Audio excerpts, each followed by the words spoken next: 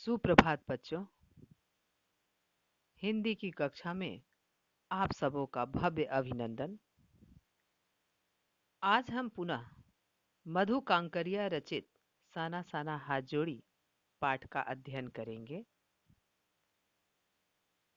लेखिका इस पाठ के माध्यम से बताना चाहती हैं कि यात्राओं से मनोरंजन, ज्ञानवर्धन एवं अज्ञात स्थलों की जानकारी के साथ साथ भाषा व संस्कृति का भी आदान प्रदान होता है।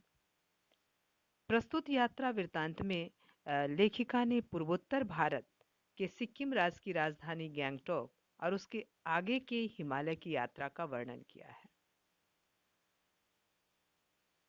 अब तक हम लोगों ने जाना कि लेखिका अपने साथी मनी व ड्राइवर कम गाइड जीतेन के साथ सिक्किम की राजधानी गैंगटॉक तथा उसके आगे हिमालय की यात्रा पर जीप द्वारा निकल पड़ती हैं।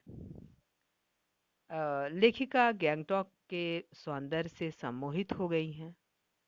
फिर मौसम खराब होने के कारण हिमालय की तीसरी सबसे बड़ी चोटी कंचनजंगा को ना देख सकी। फिर आगे युमथांग की ओर बढ़ती हैं। रास्ते में उन्हें सफ़ेद व रंगीन बौद्ध पताकाएं दिखाई देती हैं। इस बारे में नॉर्गे ने लेखिका को बताया कि हाँ, बुद्ध की बड़ी मान्यता है। चलिए पाठ आगे पढ़ें। हिचकोले खाती हमारी जीप थोड़ी और आगे बढ़ी। अपनी लुभावनी हंसी बिखेरते हुए जीतेन बताने लगा, इस जगह का नाम है कवि लॉन्ग स्टॉक।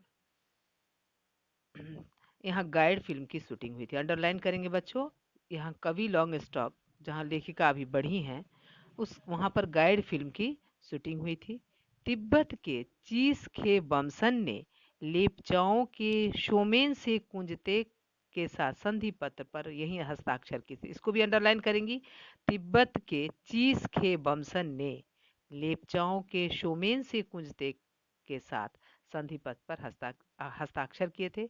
एक पत्थर यहाँ स्मारक के रूप में भी है। कवि लॉन्ग स्टॉक में एक पत्थर स्मारक के रूप में है। लेप्चा और भूटिया सिक्किम की दो स्थानीय जनजाति के बीच लंबे समय से झगड़ा हो चल रहा था और वही शांति वार्ता का शुरुआती स्थल है। ये लेप्चा और भूटिया जो सिक्किम की दो जनजातियां हैं, उन पर लंबे समय से झगड़ा हो रहा था और वहां पर वही शांति वार्ता का शुरुआती स्थल है कवि लॉन्ग स्टॉक। ध्यान रखेंगी, पूछा जा सकता है कवि लॉन्ग स्टॉक क्या है, उसके बारे में क्या जानकारी रखती हैं, तो आप लोग इसको लिखेंगी।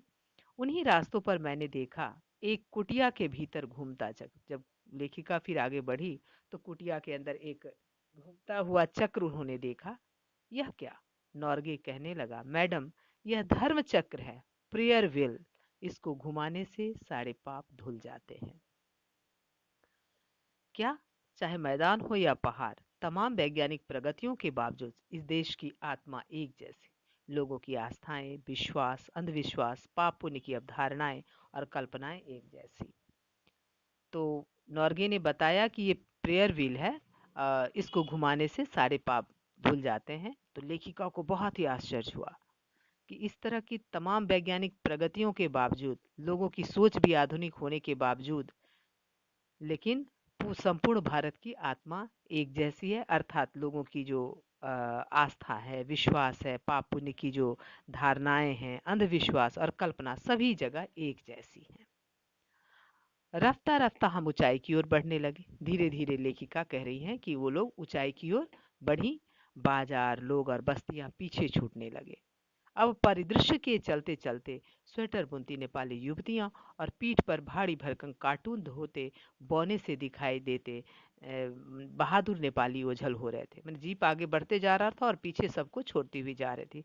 अब नीचे देखने पर घाटियों में ताश के घरों की तरह पेड़ पौधों के बीच छोटे छोटे घर दिखाई दे रहे थे। ऊपर से देखने पर बहुत ही छोटे छोटे ताश के पत्तों की तरह पेड़ पौधे और घर नजर आ रहे थे। हिमालय भी अब छोटी छोटी पहाड़ियों के रूप में ही नहीं, वरन अपने विराट रूप एवं वैभव के साथ सामने आने वाला था। और हिमालय भी क्या था? अब छोटी छोटी पहाड़ियां नहीं नजर आ रहा था, बल्कि अपने विराट रूप और वैभव के साथ। हिमालय क्या है? वैभव, संपदा का जगह है। हर एक तरह की जड़ी बूटियां वहाँ पर प्राप्त होती हैं। तो वो अपने विराट रूप और वैभव के साथ लेखिका के सामने था। न जाने कितने दर्शकों, यात्रियों और तीर्थाटनियों का काम हिमालय, मतलब दर्शक, यात्री और जो तीर्थाटन करते हैं उन सभी की चाह वाला हिमालय, कामनाओं की पूर्ति करने वाला हिमालय, पल पल परिवर्तित हिमालय, पल पल में हिमालय का रूप बदल रहा था। चलिए बच्चों, अब ये गृह कार्य नोट करें।